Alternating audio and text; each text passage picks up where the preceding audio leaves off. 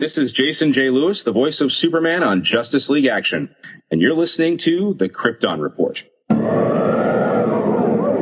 the sky, look! It's a bird! It's a plane! It's the Krypton Report!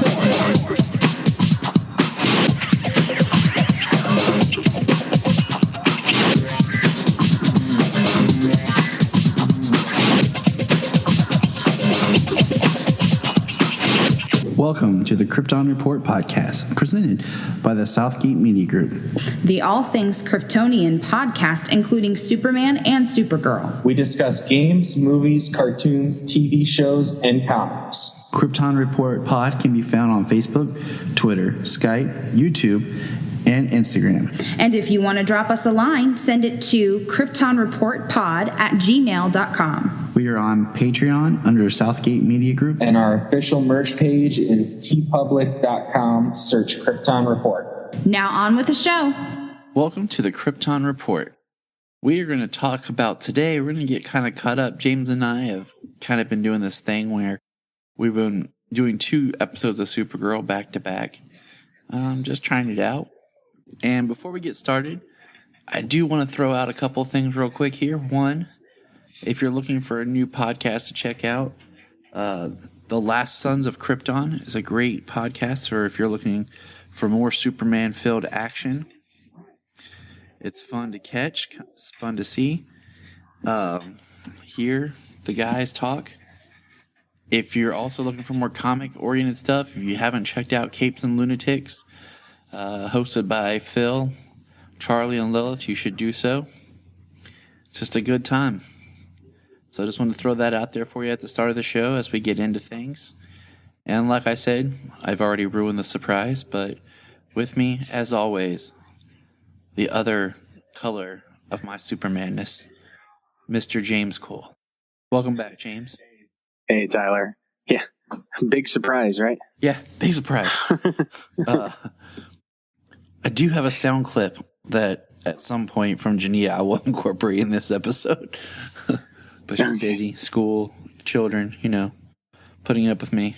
So, yeah, that's got to be a lot. It is.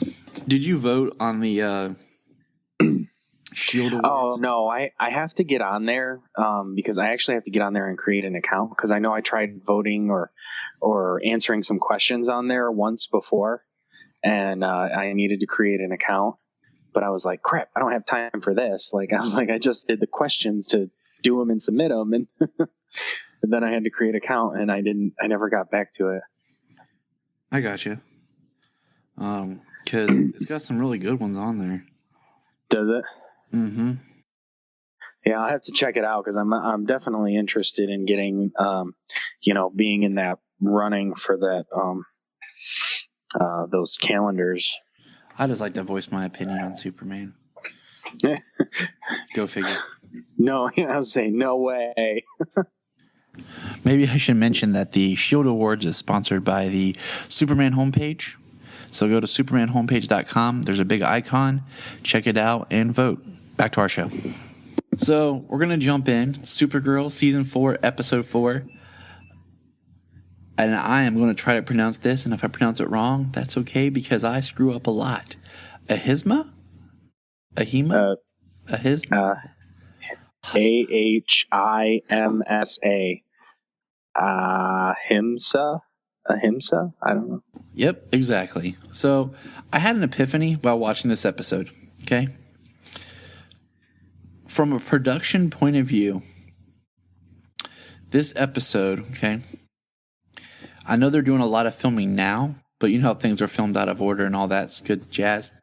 This is the episode where you can have Supergirl in it, but not have Melissa, so that you could film and work on the crossover. Because all you'd have to do is so she's in that suit now, right? So all you have to do is have her stunt double in the suit, and then we do cutaway shots of her in the helmet, very Iron Man style. And that's just Melissa behind a green screen. Yeah. Well, I mean, Iron Man set the precedent for the heads-up display. Exactly. Little movement inside the helmet and all that. So, I mean, don't change what's not broke, honestly. Right. But what I'm saying is like that, just like last year when they did the Midvale episode was a way of writing around Melissa and Skylar being on set for the crossover. Siler.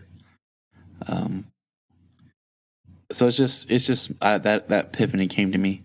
So I was watching this, but in this episode we get to meet somebody else, a character that's near and dear to James and Mai's heart. Do you know who I'm talking about, James? Got to meet Manchester Black. Yes, very, very near and dear since it was the first episode we ever did. Exactly. Now, since we're talking about Manchester real quick here, so he teams up with John Jones because he's Fiona's fiance, and he's never says that he's an alien. Okay? There's no mention he's an alien. So I find that kind of interesting.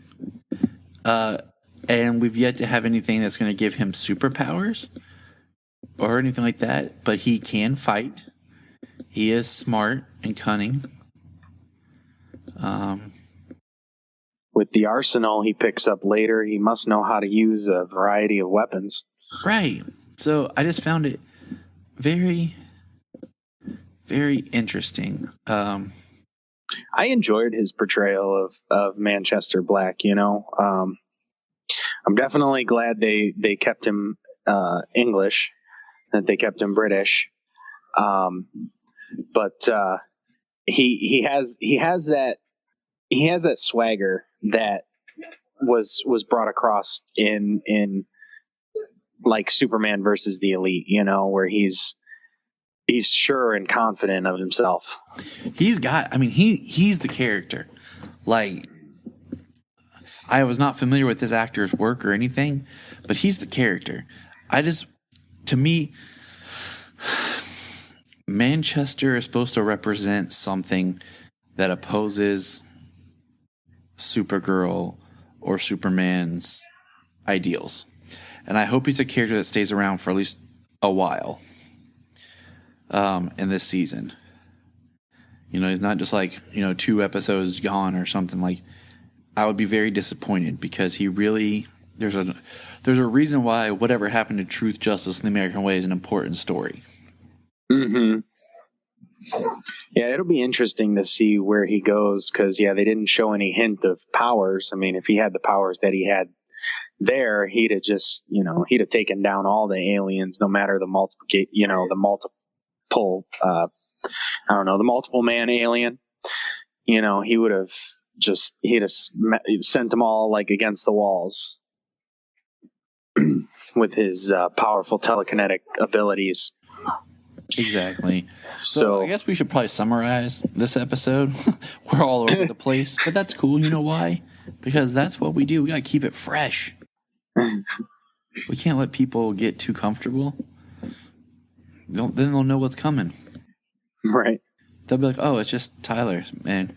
So basically, we know that Kara is in the suit.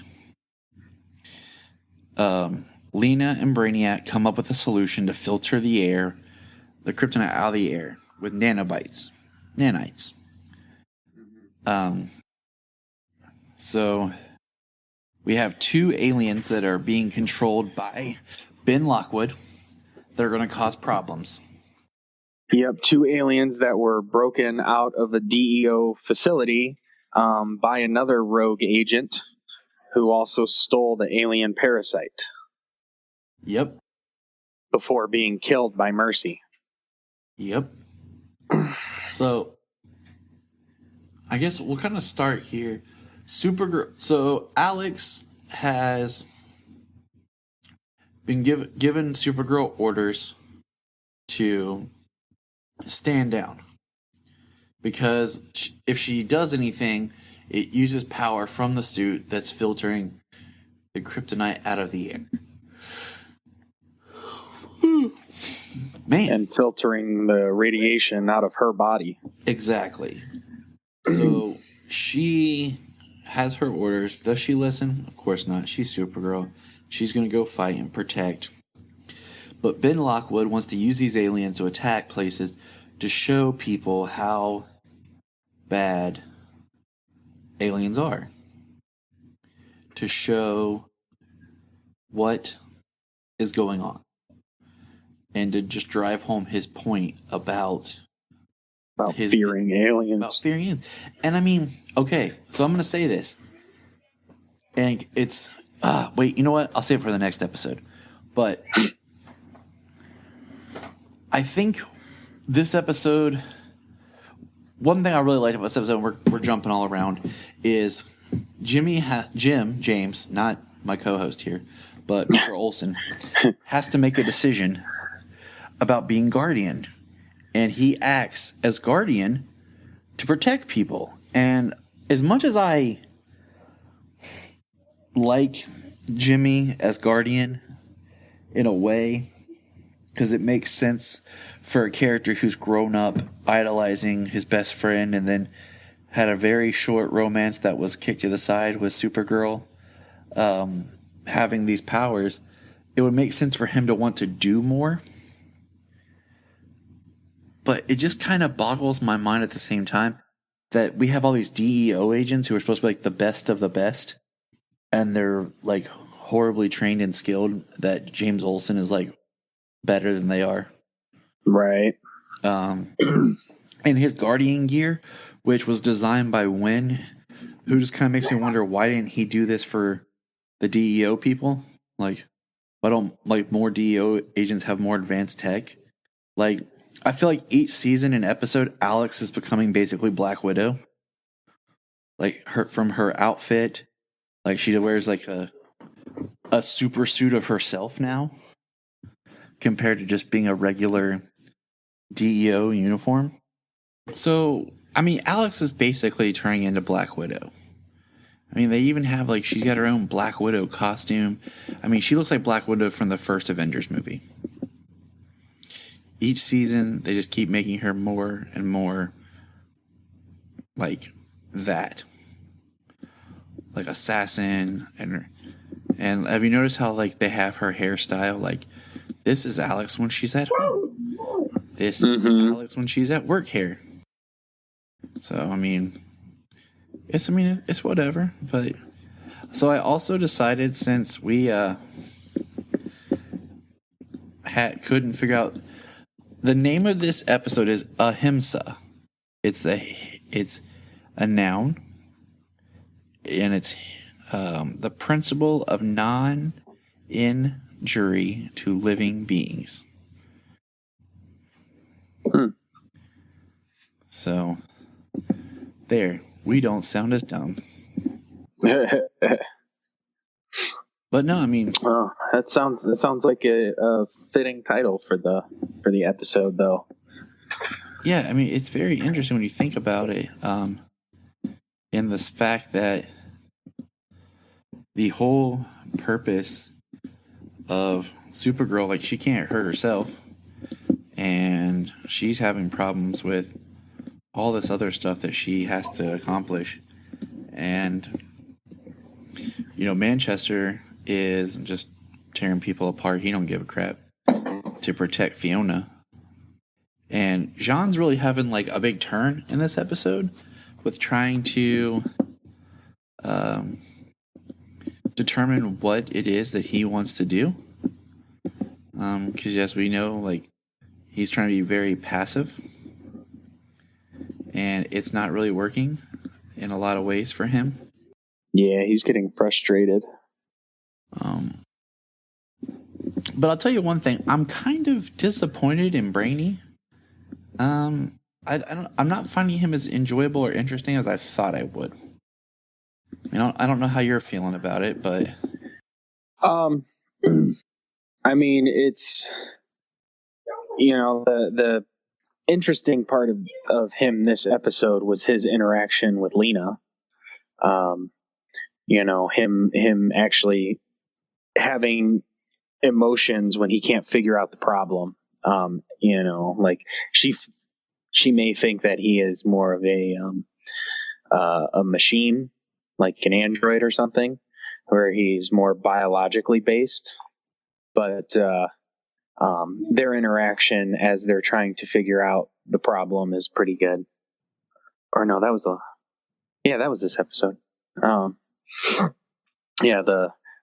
little boxes box up the emotions and stuff. And pushing it down. And yeah. like, how do I do? What do I do? Right. Well, him coming from the future where aliens are accepted, for the most part, where the anti-alien movement is actually very small. It's a radical group at that point.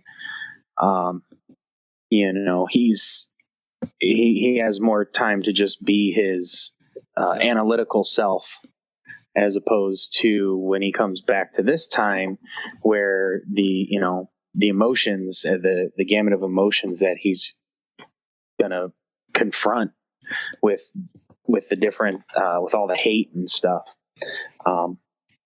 just developing the character from time to time. I mean, most of the time I've enjoyed seeing Brainy this season.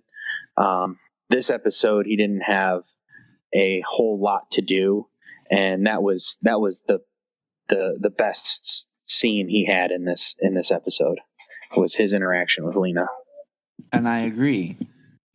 And I agree completely here. And I guess, okay, so skipping to the end, we get, I think the biggest stuff about this episode that happens at the end. We get basically the aliens controlled by Otis and Mercy are attacking a theme park, amusement park, like little carnival. And the DEO and Supergirl show up. She's in her costume fighting. And we see basically Jimmy decides he's going to go out there and help his guardian. And he goes to help the people as Guardian. Not as Guardian, but as Space Guardian. And, wrong universe. Yeah. And this is important because it's going to play a big part in the next episode, especially. And the shocking thing to me is, did they kill Otis and Mercy? It certainly seemed like they could have. I mean, she took a couple of them spikes to the chest, and Otis's was right through the back. But yeah, I thought they would kill Otis and Mercy would live, but they just seriously, is she dead? I'm hoping that she comes back, because I'm really they're just we're in episode 4, and she's gone. Well, what's the biggest thing about the craziest thing I think about the episode, and the whole amusement park, the whole fair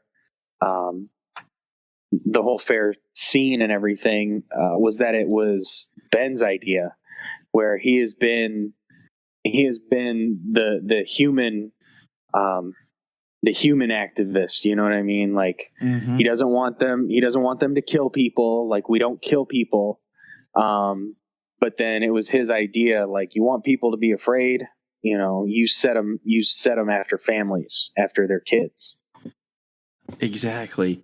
And I feel so he's definitely becoming more radicalized as he moves forward. Right. And up until this episode, I felt like Ben was more the voice and not the brains behind the operation, and he was more of the poster child, the voice, the suit, for the Children of Liberty. But now you kind of start to see he's smarter than what they're giving him credit for. Mm-hmm. So, of course, the episode ends with Supergirl being able to bust out of her fakes, suit that she was wearing, which I kind of think they should have left until the next episode, and she should have been able to just escape it, or take it off. I think they should have just left her in it a little bit longer. Yeah. The way I guess the way they did it, though, it was all right. The nanites cleaning the air of the kryptonite, the suit shutting down on her, from using too much power, which happened in the police station. Which when she comes through the wall in the police station to catch those bullets, that's actually a pretty awesome looking scene.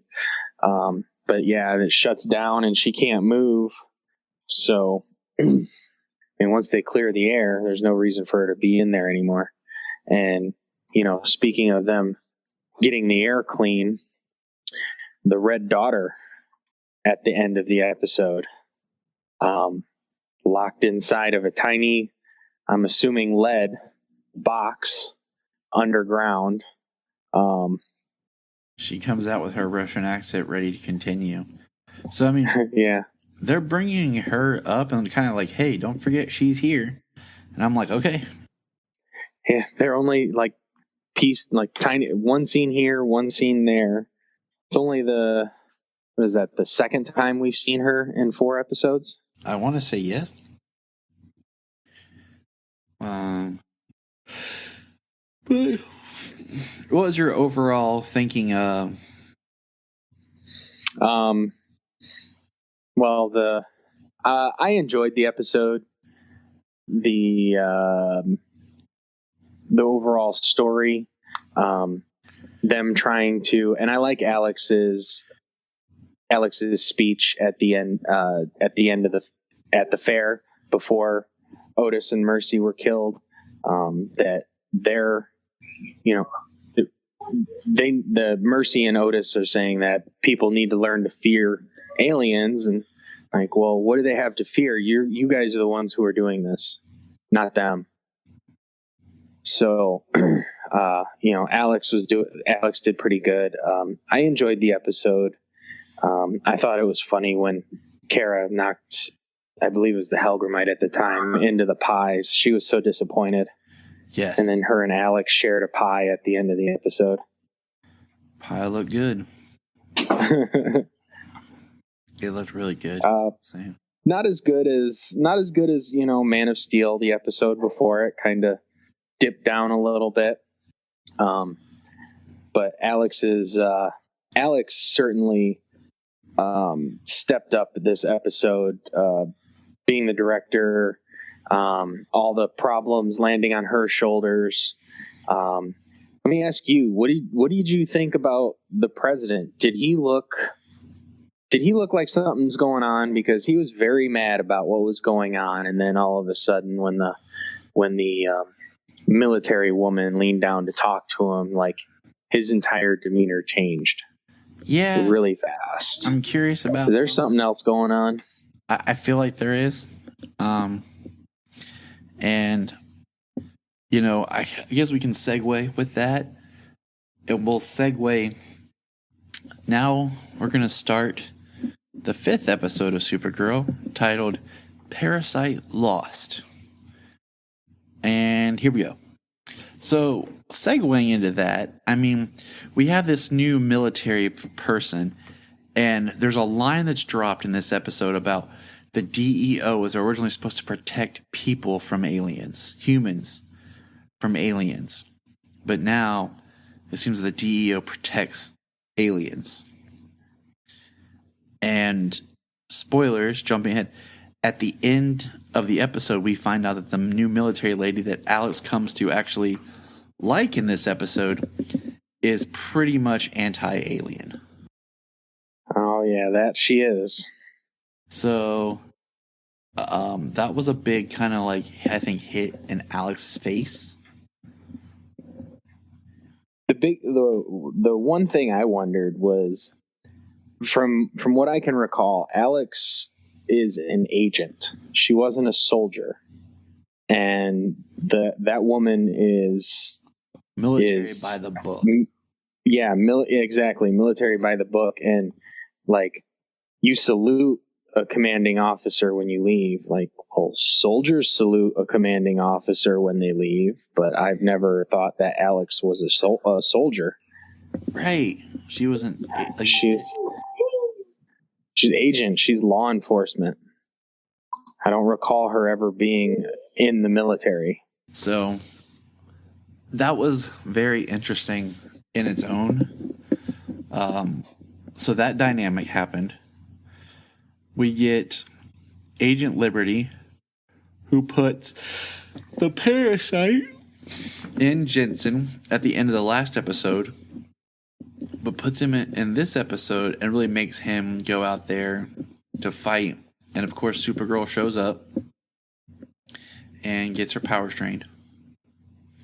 And then all of a sudden she's like, what the heck? Yep, that's right, Supergirl. What the heck? Should have been listening. She knew it right away, though. I mean, she felt that from before, from the previous Parasite. But the big twist to this episode... Okay, I'll get there. But hold on. Let me talk about the oddest part in this entire episode. It's a small scene. They're on the rooftop of Alex and Kara's apartment. Everybody's hanging out. You have all the main cast, right? Lena's there. And I thought to myself, Lena is the only person here who doesn't know Kara's Supergirl. And the way everyone's kind of talking and being like, how easy would it have been to slip up or something to happen. You know, it was very like relaxed environment. And she's like introducing like, you know, John and everything like this and talking, and then Nina shows up. But it's just kind of odd that everybody knows that she's Supergirl but Lena. Yeah. That was a funny scene. Brainy with his 12 mojitos. Yes. And how fast he can metabolize alcohol. Yeah. And then his interaction with Neo when she shows up, and he rattles off who she is and where she lives and what she does, and yeah, that wasn't as stalkerish as it came out to be.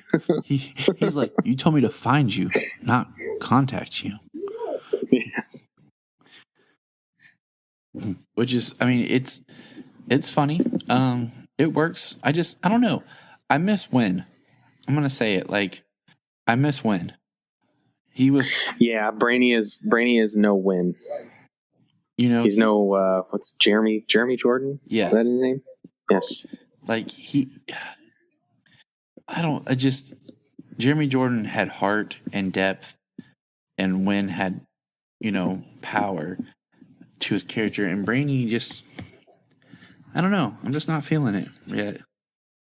Well, he started off really good. I still think the actor is doing a good job with what he's given. I just think they've given him less the last couple of episodes.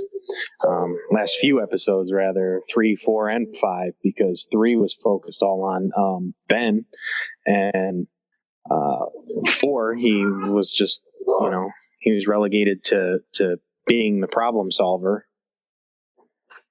Sure. And you know, he definitely had a lot more to do in the first 2 episodes, and then it's come down. He just hasn't been given enough to do.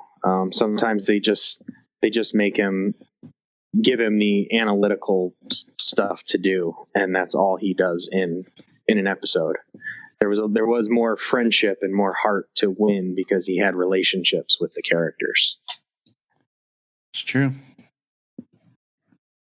This is very true. I've enjoyed what the actor doing Brainy has done for the most part, and I hope they give him more because he does do well with what he's given. But I think he should be given more. I agree. I'm looking at some photos from the episode of when Parasite grabs Supergirl and how her face like wilts and changes. I do think it's interesting. Okay, this is an Arrowverse show, that Supergirl's costume hasn't changed yet. Like, The Flash has gotten like a costume change almost every season, and Arrow has gotten some sort of costume modification in most every season. But Supergirl has had the same costume since the beginning. We also have a side story in this episode that I found interesting, was about an alien healer who healed aliens. wanted to heal humans, but was unable to. And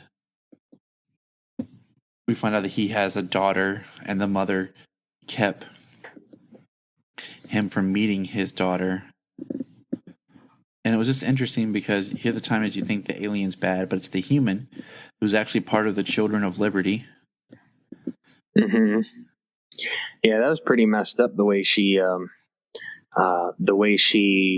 taught her daughter to believe that her father was a terrible being, a terrible person, when she was the one like manipulating that just because she got her heart broken. Yes. And it was pretty messed up because the father wanted to meet his daughter. But yeah, all the letters and it was kind of interesting though how they, whatever that gem was, allowed Parasite to retain the abilities that he took. So he ended up being super powered and staying that way, which gave Alex another moment in this episode to not just resort to violence, which she has in the past. In the past seasons, some of her actions were kind of shoot first, ask questions later. Not in a bad way, but that was her go-to. But now she's thinking more, and the military officer, her superior, is giving her orders to fire on Parasite to destroy him, which will literally kill everybody in the vicinity, civilians and all. She's okay with this collateral damage, but Alex isn't. Which makes it very interesting. But the most interesting part to me was Ben Lockwood, who basically spins. So Jimmy, gets invited to this mayor's thing, and him and Lena are talking to someone, and we start to find out that more people who are in higher upper class are anti-alien than what they thought. And Ben Lockwood basically spinning James as Guardian as if he is like the hero of the Sons of Liberty, as a human that stands up to the aliens. And they use that battle from the last episode where he was fighting against those aliens that were attacking people as means to promote James as a defender of humans against aliens. And to me, that was the most interesting point, because here he is trying to do something he sees as good, but it's now been corrupted. So the image of him as Guardian is now being looked at as pro-human and anti-alien. Yeah. And him voicing out, like when the battle is going down, voicing out, trying to push Jimmy into that role, Exactly. But all right, so closing thoughts on this episode. The Parasite was pretty good. He the way that he wilted everybody when he took their powers, when he took their life force, drying them up to just husk bodies, that was pretty interesting. And it was I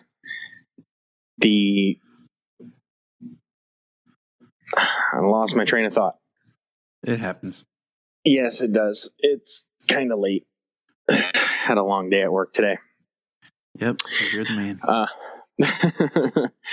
Well, we got a new director in, so there's a lot of stuff going down, a lot of stuff that needs to be revamped and riding the boss, and in turn the boss riding me. You know what I mean?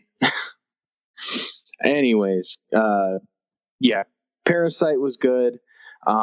Alex was good.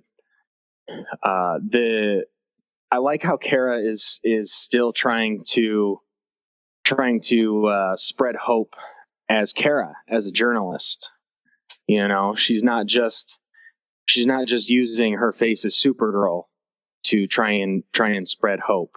You know, she's using her journalism and the way she wants to. In the end, at first, when she wanted to only like interview aliens noteworthy, to make articles about them, how some aliens are trying to do this good and everything, you know, trying to paint them in this light that that aliens are good, you know, because these big names are out there and this is what they do. But by the end, like she just wants to focus on all aliens, you know, like working aliens and things like that. People who are just like trying to make a living.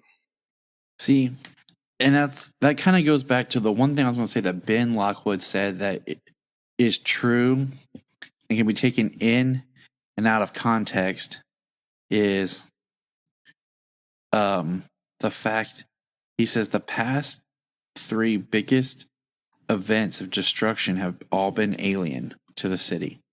Mm-hmm. And looking at that through that lens, you can see like, yeah, he's right. Like, you know, aliens have come and caused problems, but it's just like anything else. There's also aliens that are doing good, but it's however you want to spin it. Right. See what I find it interesting, you know, like you say that aliens have been these major catastrophes, which is true. So what I think is going to end up happening this season is what we talked about. More of the problems, more of the catastrophes being created by humans, you know, causing more of the problems, you know, perhaps coming up with something later on. I mean, I can't venture to guess right what kind of problems they could cause, but I mean, we know as we've spoken about Manchester Black and the issues and the violence that humans are capable of. And right now, so I think that will certainly is human, and yeah.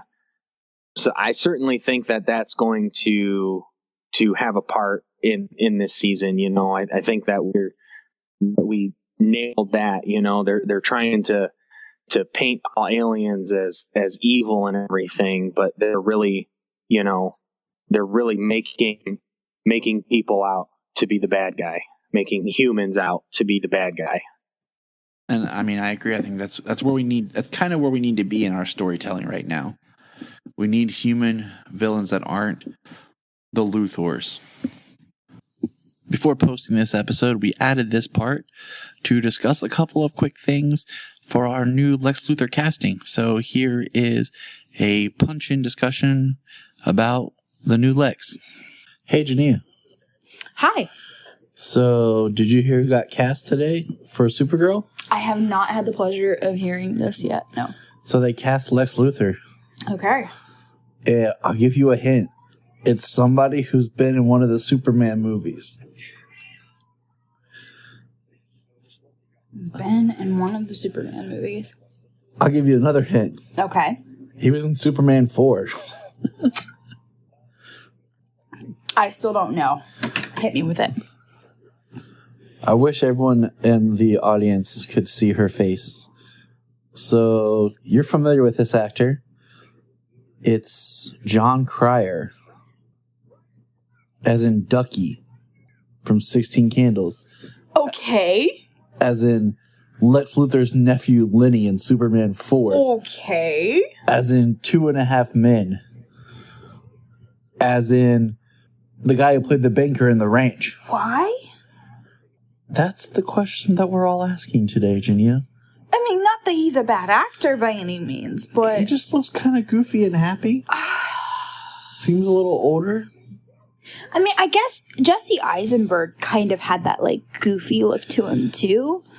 You know what I mean? Like, there's a lot of Lex Luthors that we're used to are very serious looking. And there's an intimidating quality in Lex, but... Right. A physically intimidating quality. Just, I don't know. Like, I like that it's a legacy actor. Yeah. Even though it's like the movie that everyone tries to forget exists, but maybe he'll surprise the crap out of us all. That's kind of what amazing. It's kind of what I'm leaning for. I'm hoping that happens because, I mean, my favorite Lex Luthor, as you know, is Rosenbaum. So everyone's favorite Lex Luthor is Rosenbaum. I mean, he looks like the quintessential Lex Luthor. Not only that, but he's, you know, an amazing actor. You know, I just kind of, I don't know. We'll give him a shot. Yeah, we gave Eisenberg a shot. Let's give him a shot too. Lex Luthor casting today. All right. So go ahead. What are your thoughts? Okay, well, we've got John Cryer as Lex Luthor, cast as Lex Luthor. People will know him from 2.5 Men as the brother Alan, with the son Jake. But we also know him as legacy casting from Superman 4. Played, was he the nephew? He was of Lex Lex's Luthor? nephew, Lenny Luthor. Yes. And I mean, if you watch The Ranch, he was on The Ranch as a banker. Oh yeah. I forgot he was in that. And I think then again, there's the thing is, when I told Jania this, I was like, John Cryer. She's like, huh? And I said, Ducky from Pretty in Pink. And she's like, what? And I'm like, yeah. She's like, huh? And I think, not that I don't think he's a good actor. I mean, he does look older. Okay. And I guess that kind of plays in line with things. But I think my biggest issue is I've never seen him in anything other than comedy. He has a very comedic face in general, but I think the Luthor the Lex we're going to meet, you know, is a different Lex compared to, say, Rosenbaum's Luthor, where, you know, he wasn't always a bad guy. Like, he had a journey to go on. And also, like, we got to see him as a different kind of person before he became basically the darker character. And Rosenbaum's a very comedic person as well. So, I don't know. I'm going to give him a shot. Well, impress me, John Cryer. Yeah, exactly. Give us something to see. Give us another Lex, because he's going to be. I'm hoping. I really am, because I don't think they would, because they have Luthor Corp. They had Luthor Corp or Lex Corp, whichever they had said it was before. Lena made it L Corp.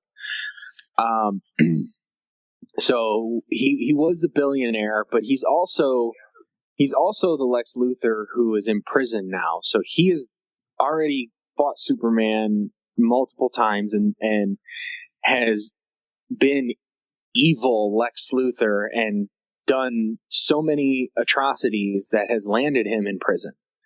So he's actually going to be like the furthest along Lex Luthor that we have ever seen.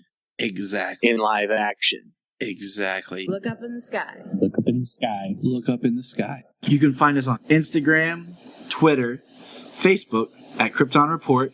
You can also email us at kryptonreportpod@gmail.com. If you get a chance to go over to iTunes, please leave us a review to help us get better. If you're an Amazon shopper, just remember you can go to southgatemediagroup.com.